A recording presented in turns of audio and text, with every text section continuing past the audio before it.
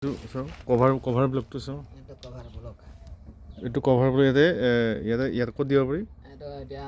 জালিৰ তলতো বহাব পাৰি আৰু তাৰপৰা বিমৰ তলতো বহাব পাৰি তাৰ শ্বৰ্ট লাইনতো বহাব পাৰে আচ্ছা এতিয়া কভাৰ ব্লকটো বহাচোন চাওঁ জালিত এতিয়া ধৰ এইটো 50 mm হাইট কৰিব লাগে আমাৰ 50 mm আছে জানো ইয়াতে 50 mm নাই এইটো 40 mm আছে 40 হ'লেও হৈ যাব 40 হ'লে বহুত আইকনচি কভাৰ হৈ যাব অঁ এইটো ইয়াত এটা বহালোঁ অঁ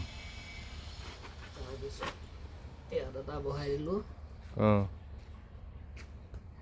আচ্ছা ইয়াৰ কামটো কি তাৰমানে ইয়াৰ কামটো উঠাই ৰাখে মছলা কমাব তলত দিম তলত মছলা কমাব এইটো উঠালোঁ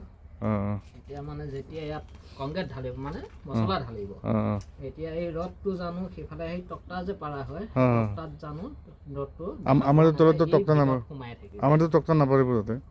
তাতেতো আমাৰ সেই ডাইৰেক্ট ঢালে